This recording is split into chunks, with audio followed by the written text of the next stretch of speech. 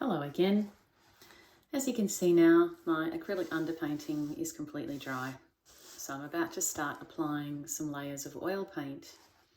I've mixed up some colours on my palette here. I'm using a baking paper just clipped to a piece of board. It's a nice and cheap way of creating a disposable palette. And I'm going to start applying the colours in masses where I see them. And I'm going to be using a technique called prima. Prima means working the paint around wet into wet, not allowing layers to dry and then working over them. I want to use prima because in the background of my image, it's really quite soft focus and all of the colours blend around the edges. So I'm going to work quite quickly, keeping the paint wet so that I can blend it all as I'm painting. So I'm going to start painting this area first and mix colours as I go. I'm using a little bit of medium, but not too much.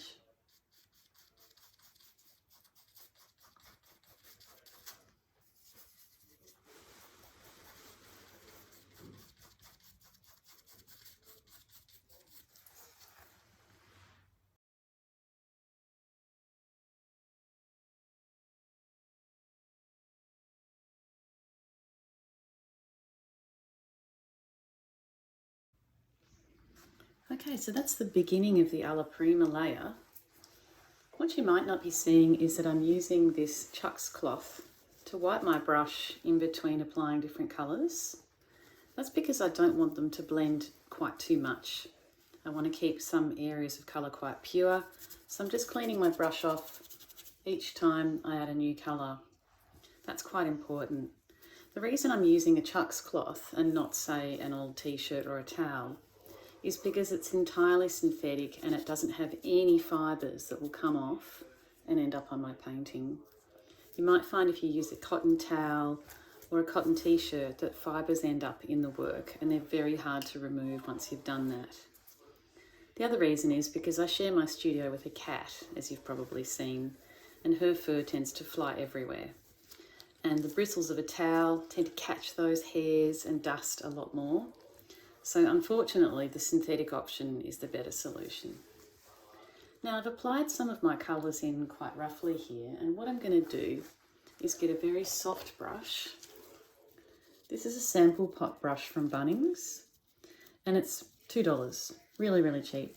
And I'm just going to use that to further blend the colours together so that we get what we call the sfumato technique. Sfumato is an Italian term that actually means smoke. So it is about blending in very soft, smoky ways, almost like a blur, which is what I'm actually trying to achieve in this artwork. I'm going to keep cleaning that brush off too, because I don't want the colours to mix up and get muddy or grey. Okay.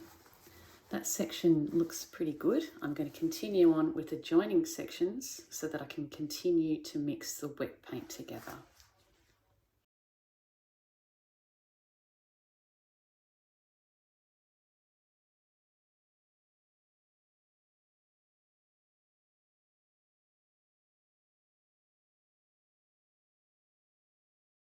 Okay, so I've massed in this kind of mauvey grey colour in all the areas where I see it, so I'm just active with that brush at the same time. And as you can see, I haven't really blended it with these edges because what I'm going to do for that is use a completely dry, clean brush. And I'm just going to gently feather along, combining both of the colours to create that soft gradient or blur effect.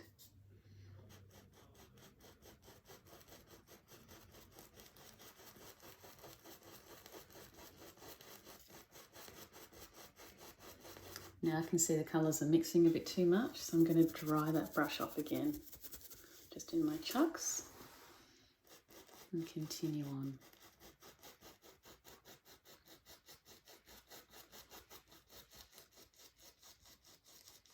I'm going to dry it off again because I want to keep that red highlight really clean.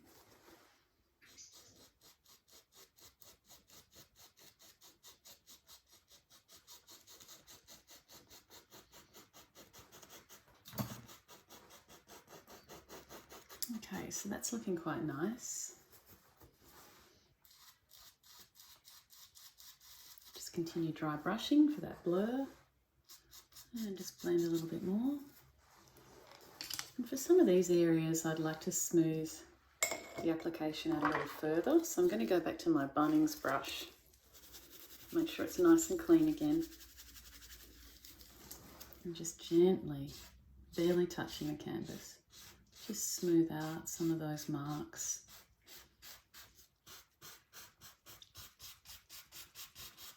I'm going for a very flat, sort of smooth surface in this painting. You don't have to do this particular kind of smoothing out in your own work.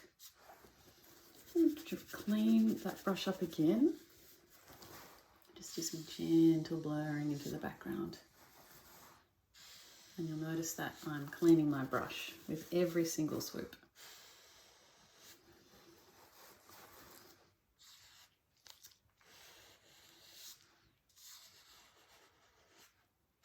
Takes a little bit of practice, but you get the hang of it and you get some nice, lovely sfumato gradients.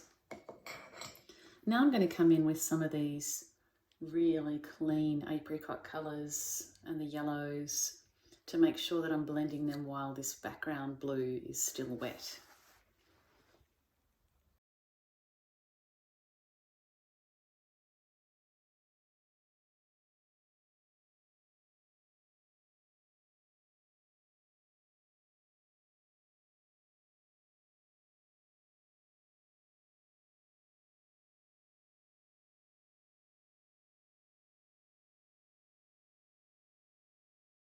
So that section was a little bit difficult because there are so many different colours adjoining each other, and it's really easy to overmix them. And you might have seen I got a bit of purple into the sky and I skidded into this part of a mountain and had to just sort of correct that as I went. Just takes a little bit of patience.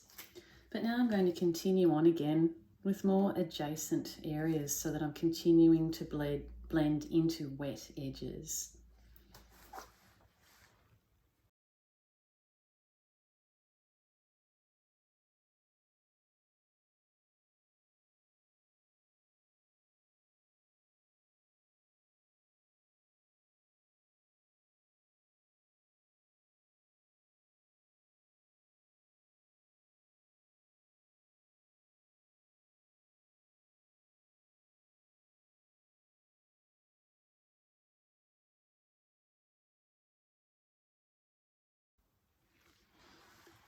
So I've added quite a lot of different tones and colours into this section, which has become quite complicated. So I'm trying to use different brushes to blend the black and blues together, and then use a different brush again that's clean to blend the oranges, because it's starting to get a little muddy here.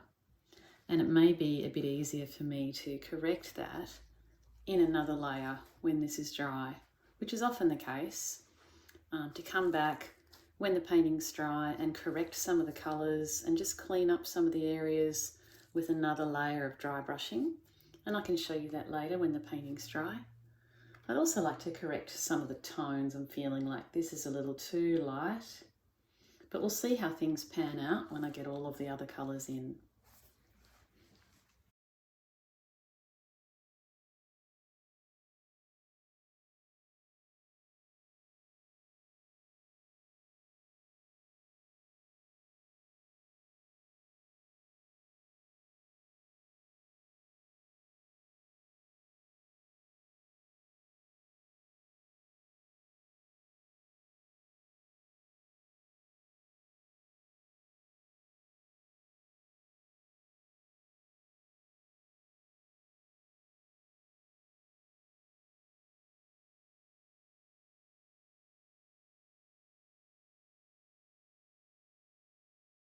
This alla prima layer has taken a couple of hours, and in some areas the colours haven't blended how I'd like. There's a few greens appearing in here where this sort of coral colour meets the blue. So when it's dry, I'm going to go over that with some mauve and make sure that it's not creating that green hue, because that's not present here really. So this is the only part I think I'm really not quite happy with. but that's okay. Layer number 2 can help me deal with some of those issues. This will take about 24 hours to be touch dry, but I might leave it a little bit longer. Usually it's the white areas or areas mixed with white that will take the longest to dry. And at that stage, I might start painting the dog as well. So I'll see you in a day.